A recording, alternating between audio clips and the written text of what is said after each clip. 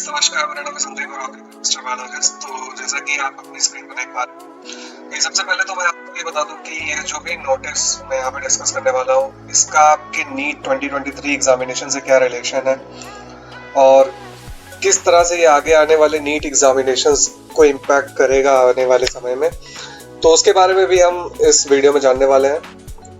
National medical commission जो कि NMC है, जो कि न्यूली फॉर्म्ड गवर्नमेंट की ऑटोनोमस बॉडी है, जो कि एक ऑफिशियल पब्लिक नोटिस जारी किया है, जो कि पूरी तरह से एक ऑफिशियल नोटिस इसलिए नहीं है क्योंकि ये अभी सिर्फ ड्राफ्ट रेगुलेशंस हैं। इस रेगुलेशन में कुछ भी चेंजेस अगर आपको करवाने हैं तो इस ईमेल पे मेल करके आप सिंपली वो चेंजेस करवा सकते हैं। तो क्या क्या ये चेंजेस लेकर के आएगा आने वाले नीट एग्जामिनेशन में, और कैसे आपका नीट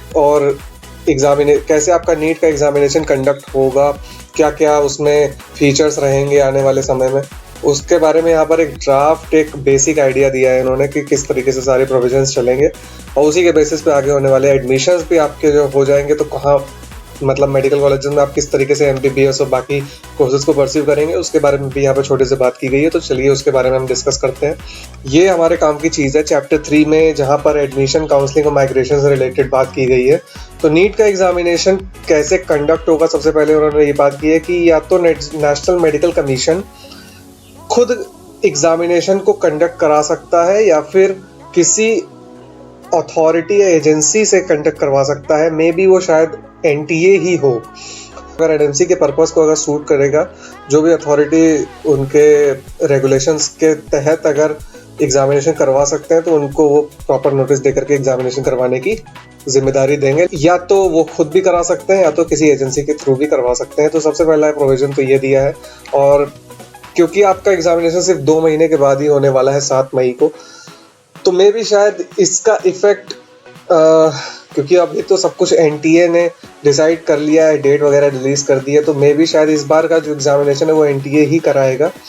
और ये अगर एनएमसी करवाता भी है एग्जामिनेशन में भी, तो वो 2024 के लिए होगा, नेक्स्ट सेशन के लिए होगा, इस बार के लिए नहीं होगा। और यहाँ पर सेकंड प्रोविजन में ये लिखा हुआ है कि provided that the under graduate medical education board shall notify the reasonable lead time when it decides to change its policies with regard to the conduct of NEET UG so that the aspiring students are not put to a detriment। तो ये लिखा है कि अगर जैसे ही ये provisions लागू हो जाएंगे, ये जो रूल्स एंड रेगुलेशन जैसे ही लागू हो जाएंगे, तो उसके बाद स्टूडेंट्स को प्रॉपर टाइम दिया जाएगा। तो प्रॉपर टाइम देने का मतलब ही ये हुआ कि इस वाले सेशन में आपका एग्जामिनेशन एनटीए ही कराएगा, इस बार एनएमसी नहीं कराएगा। अगर एनएमसी कराना भी होगा तो नेक्स्ट सेशन में कराएगी, 2024 का एग्जामिनेशन करा सकती है और प्रॉपर टाइम आपको दिया जाएगा। अब यहाँ पर एलिजिबिलिटी क्राइटेरिया की बात कर ले तो कोई भी स्टूडेंट एलिजिबल नहीं है ग्रेजुएट मेडिकल एजुकेशन को परस्यू करने के लिए इंडिया में या फिर कहीं भी, अगर उसने मिनिमम एलिजिबिलिटी स्कोर, जो क्वालिफाइंग मार्क्स होता है, जो एक कट ऑफ आती है नीट की, अगर उसको मिनिमम क्वालिफाई नहीं किया, तब तक वो स्टूडेंट एलिजिबल नहीं होगा किसी भी मेडिकल एजुकेशन में परस्यू करने के लिए, लाइक एमबीबीएस, पीडीएस और तमाम अदर कोर्सेज में एडमिशन लेने के लिए एलिजिबल नहीं होगा।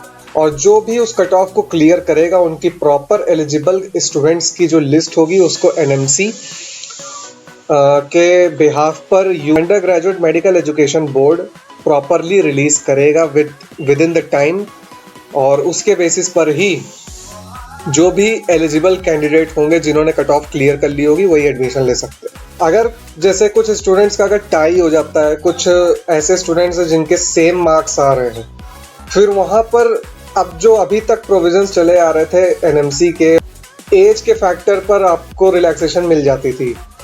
जो एल्डर स्टूडेंट्स होते थे उनको फ़ायदा मिल जाता था, ना कि यंगर स्टूडेंट्स को रैंक डिसाइड करने में। लेकिन अभी क्या हो गया है कि अगर ये वाला प्रोविज़न अगर लागू हो जाता है तो उसके बाद होगा ये कि अगर किसी 2 स्टूडेंट्स के बीच में टाई हो रहा है, सेम मार्क्स आ रहे हैं, तो जो कि नीट के एग्ज़ाम में अपीयर करेंगे, तो उनका जो रैंक डिसाइड होगी, सबसे पहले तो उनका बायोलॉजी के मार्क्स पे डिसाइड होगा कि बायोलॉजी में सबसे ज़्यादा किसके मार्क्स हैं।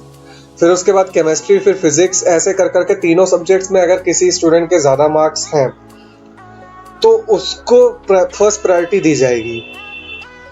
काउंसलिंग की जहाँ तक बात है तो पहले ऑल इंडिया और स्टेट लेवल की जो रैंक डिसाइड होती थी उसके बेसिस पे काउंसलिंग होती थी, लेकिन अब ऐसा कुछ नहीं होगा। एनएमसी का जो नया रेगुलेशन अगर ये लागू होता तो उसके बेसिस पे यही होगा कि एक सिंगल काउंसलिंग होगी, उसमें ऑल इंडिया रैंक के बेसिस पे आपकी मेडिकल इंस्टीट्यूशंस में आपका काउंसलिंग किया जाएगा और उसमें जो रैंक बनेगी उस काउंसलिंग में जो फर्स्ट प्रायोरिटी आपने ली होगी जिस भी इंस्टीट्यूट की, वहाँ पर आपको एडमिशन मिल।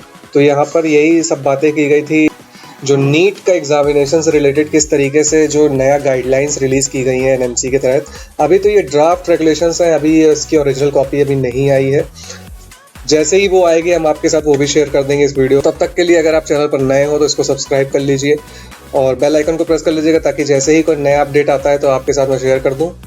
और अगर ये वाली वीडियो पसंद आती है तो इसको लाइक और शेयर करना अपने दोस्तों के साथ बिल्कुल भी मत भूलना। तो चलो इसी के साथ इस वीडियो को एंड करता हूँ। Thank you so much.